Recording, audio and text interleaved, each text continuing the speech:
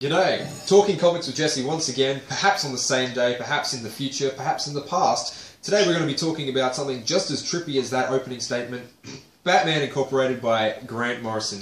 Now, if you guys know anything about Grant Morrison, you know that his writing can get very bizarre, but at the end of the day, it's quite entertaining, or at least, you know, for most of his stuff. If you can understand it, it's entertaining. Yes, so the whole storyline that we're going to be talking about is featured in Batman Incorporated, Batman Incorporated Volume 1 and Batman Incorporated Volume 2. So that's all of them combined. You can get them in all of these books, and that is the storyline we're going to be talking about mainly. So, okay, this is going to be... Trying to surmise this is quite difficult, but the basic core concept is Batman has decided to take the idea of Batman global.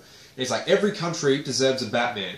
And if I can, you know, keep tabs on all these people, I can have a global network of Batman, and then we can all sort of fight crime together. We'll all be funded. Criminals will be, you know, nowhere out of reach of a Batman. And, you know, he thinks that this is the safer way to, you know, patrol the world. Because ultimately, he's not going to be here forever. And this is akin to the Azrael sort of program, in the fact that he's setting up safeguards for what happens if Batman isn't around. Also, it's being funded by Bruce Wayne himself. Yeah. Like, Wayne Tech is sponsoring Batman Incorporated. So Wayne Tech could technically have a PMC now? Yeah. So that's interesting. So, Wayne Tech, Bruce Wayne openly comes out, he's like, yeah, we're going to fund Batman with this. Because, you know, Batman might not have enough money to do so. It's like, okay, fair enough. That explains all the Wayne Tech logos all over Batman's Oh, battery. I get it. That Bruce Wayne. What a kidder. So, for the most part of the story, it's them taking on a terrorist organization known as Spiral, which is very trippy. In order to try and explain this, it's just like, it's sort of like the craziest spy movie you've seen in the 70s, maybe? Like Austin Powers if the enemies were serious. Okay. So, very much think there is a whole bunch of Batman agents, almost like, so Austin Powers, as you said, if maybe combined with a little bit of James Bond. So, first of all, who is your favourite Batman? Has to be El Gorcho. Fuck, that was going to be mine. Yeah, that's right. El Gorcho is pretty amazing. I did like the Dark Knight. The Dark Knight from England. Yeah. Squire. Yes, Squire. But yeah, they're pretty cool. Yeah, definitely. For me, El Gorcho sort of stole the show. Stuart's second favourite is, of course, the Dark Ranger. The Dark Ranger. Dark Ranger. From Australia. With a laser gun. Homegrown Batman. God damn. But yeah, so I think it's really cool to see what it's not really Batman, it's the idea of a Batman. Like, you've got Man of Bats, and he's Batman on a very smaller scale, but he's still doing, like... He's just a park ranger to pick up trash, or the Man of Bats will get you. I mean, at the same time, it's like, it's the concept of a Batman that's interesting. It's like, what is Batman to you? Yeah. Is it the guy that helps people out? Is it, for example, in Man of Bats, who's very community-driven and wants to, you know, sort of save his community? Is it El Gorcho, who's just... Is Batman to you a guy that just goes, fucks people up? Or is, like, you know, is Batman sort of like this symbol, this hero in the case of the Dark Knight? So it's like, you know, you get a whole bunch of cool ideas of what Batman really is and how far you can stretch the limit before someone isn't really Batman anymore. I really liked it. For the most part, as I was saying before, the story is really bizarre, hard to really explain, because there's even parts that you're just like, wait, what am I reading? And you'll just have to, like, read it over again. So it does get a bit sort of, yeah, like, it does require a bit of thought, and you have to think about, you know, what you are reading, because otherwise you'll just be like, I don't get it. And there'll be a whole bunch of scenes where it'll just be like, wait, what are they doing now? What's happening? But, yeah, for the most part, the first part of the Batman Incorporated story is really good. I liked it. But I think the part of the story that hits me hardest is the New 52 portions, the Volume 1 and 2. Mainly because they involve a lot more of my favourite character, which is, well, my favourite Robin, I should say, which is Damien. Now, I know that you don't, especially thanks to previous videos. He's okay.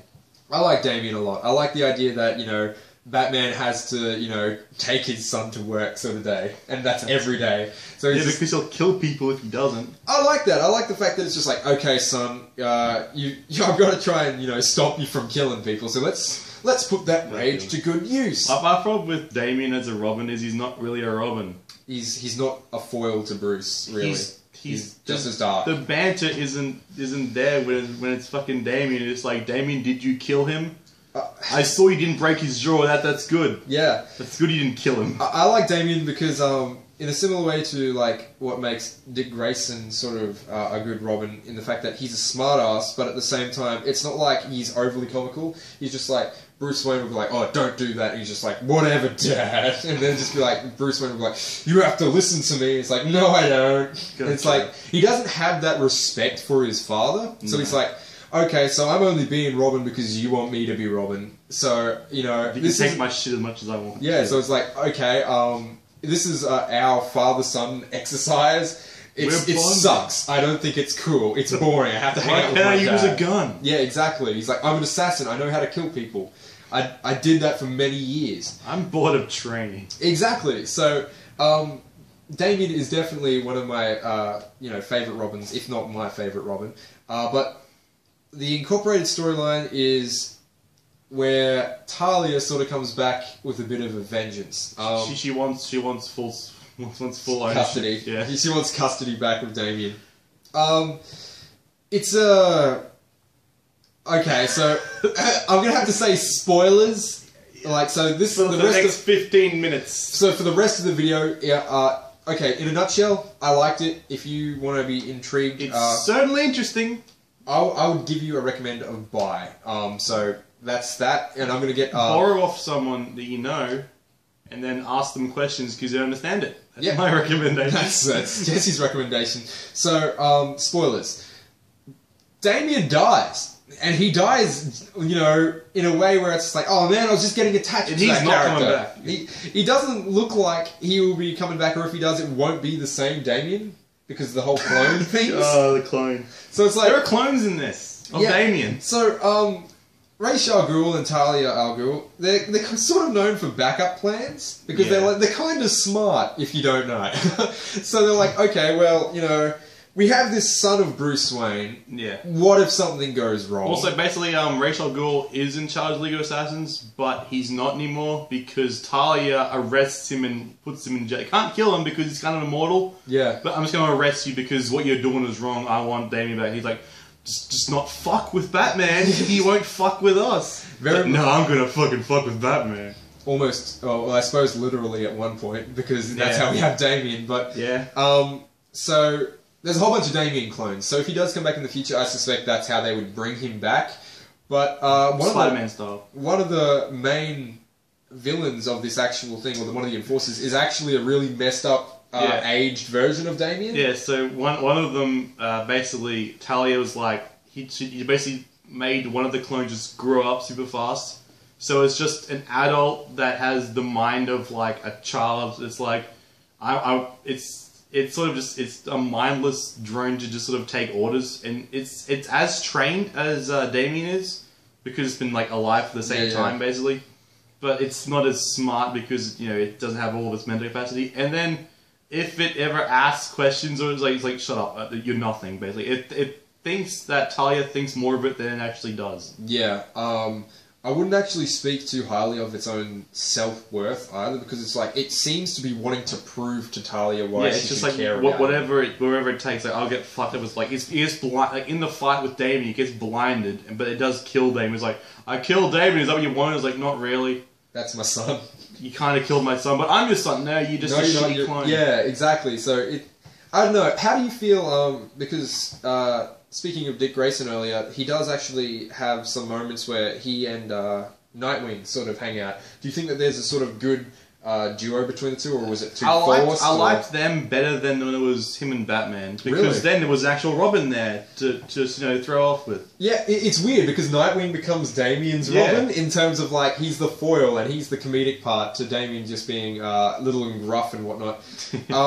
It's also strange because they're both sort of like complaining about how Batman's like, fucking Bruce Wayne, he's always making us do all this random shit. You may do that as well, yeah, fucking, his training's bullshit. I will say, however, Damien does have his moments where he is just a child. Yeah. Like, for example, he gets a dog. They get a dog. They also get Bat Cow. Yeah, Bat and he decides to become vegetarian. They're basically, attack. Like they basically raid this like place that's like they're sort of like slaughterhouse. It's a contingent of Spiral, and how they test to see if you're worthy to be in Spiral. They make you eat raw meat, which they imply is human, but it's actually cow. Yeah. So then they have all these guys that were wearing like fucked up masks in the back, slaughtering cows and feeding them the raw meat.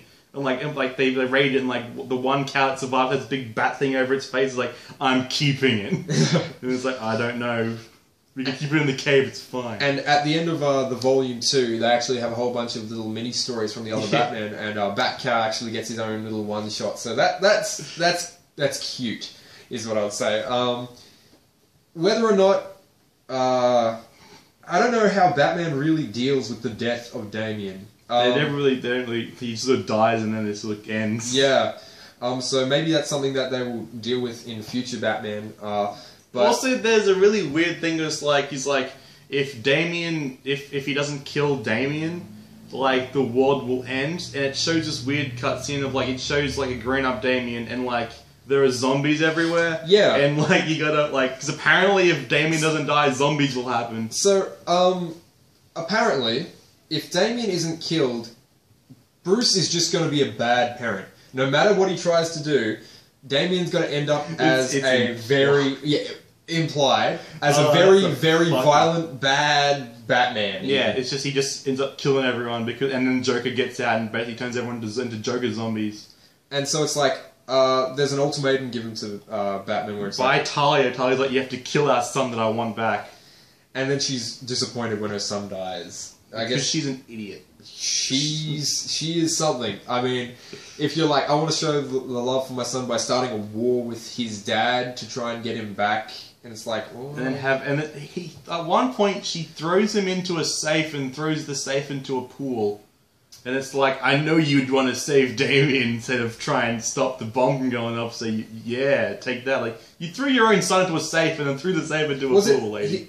Was it Batman that she threw in the safe? Maybe. Because then she's... this is, I know, it'll take you roughly 1,052 seconds to get out exactly. And it's like, and that's not enough time to stop the fucking thing from Damian. And it's like, maybe he has something in his body, like he has a lockpick or something that he gets out. He's like, I keep it under my skin for moments like this. But classic Batman, sort of like prepared for anything. God damn it.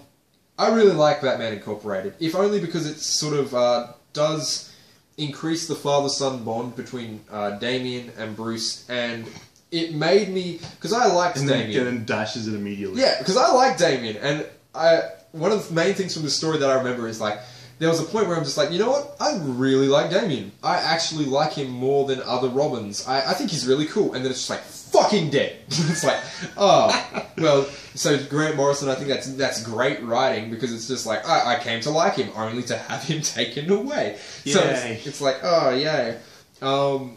Just speculation.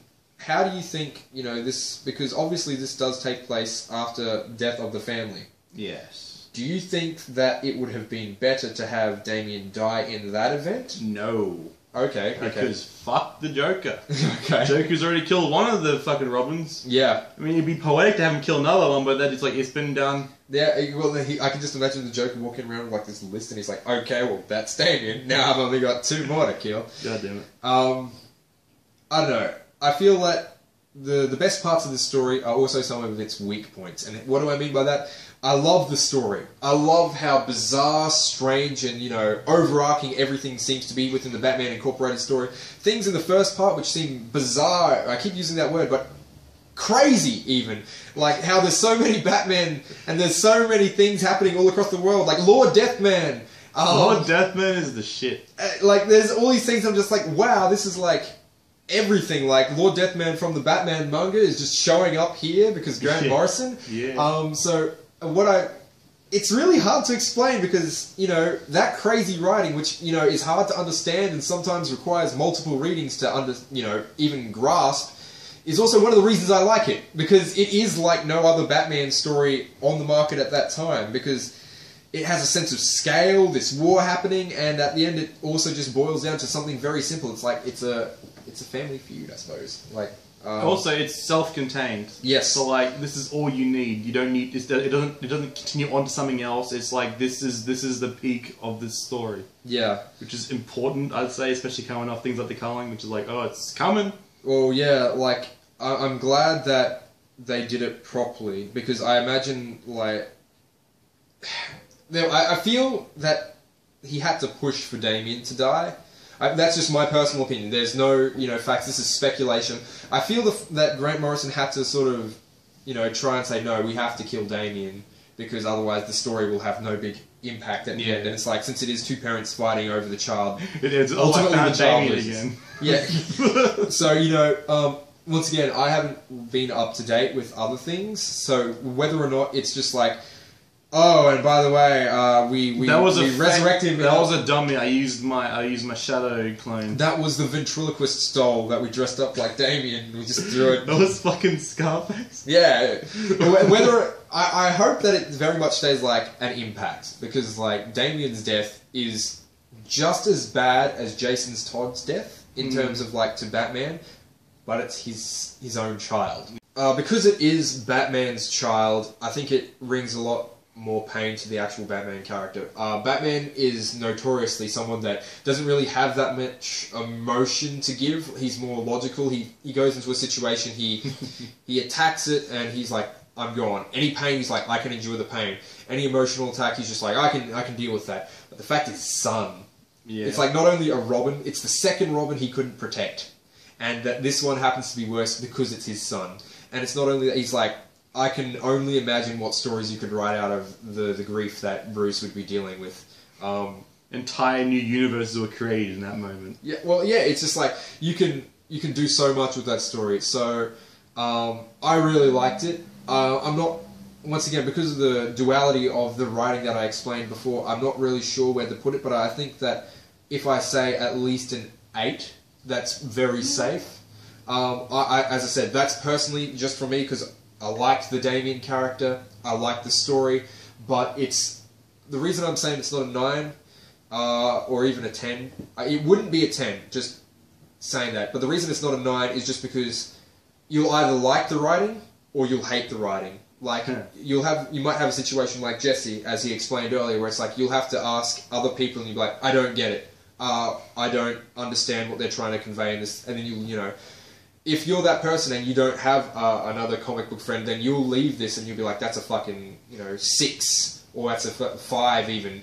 But for someone like me who's used to Grant Morrison's shenanigans, I thoroughly recommend it, and if not an 8, at least a 7.5.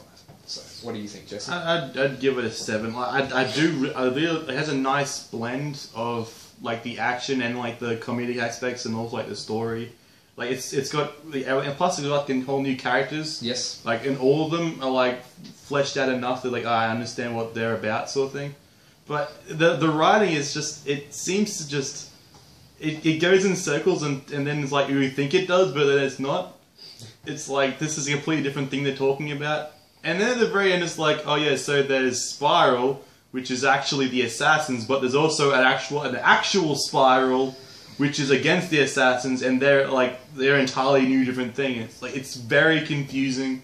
You don't really know who the bad guy is. There's an implied moment where it's like the main villain, he might have won if he didn't have Alzheimer's. And you're just like, and then people are like, did he have Alzheimer's or is he just crazy? Yeah, he's implied to be an ex-Nazi guy who somehow just killed, he somehow plans a way to just control the entire world.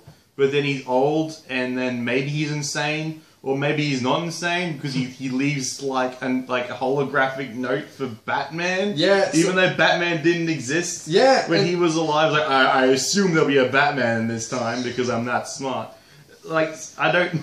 What are you, old man? Do you even exist? Are you just Batman but older? Like it's not clear. If it was not more run the mill, but if it was easier, like it was just like summarized easier, or just like shortened a bit. Like this is a bad guy. If it didn't go on so many tangents, I would say. Yeah, or like even if they made it more clear what everything was, they didn't leave everything to like just to think about. because I know that I spoke at length about the New 52 portion, but the other one where it's just like setting up Batman Incorporated is pretty interesting. Like seeing all the different Batman, it's really good. It's worth the read. But we'll just end it with what you think, like it's rated, and would you be more interested? Actually, we'll end it with something. Would you prefer to see Damian come back or stay dead? I see his character's interesting enough. Like they could have done more with it, but like having him come back just seems cheap. Maybe in Convergence he'll be back. Like that'd be a good way to bring back the character and have more adventures with him. But this Damian, as it stands, he should stay dead, sort of thing. Okay. Just to keep the story like canon almost. Yeah. Like basically keep it meaningful, keep it relevant, and keep it like as important as it is now. So, out of 10? 7. It's because the writing was a bit. Yeah.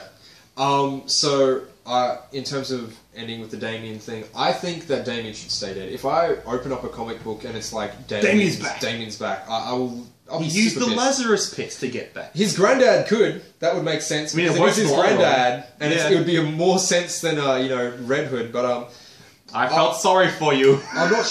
What?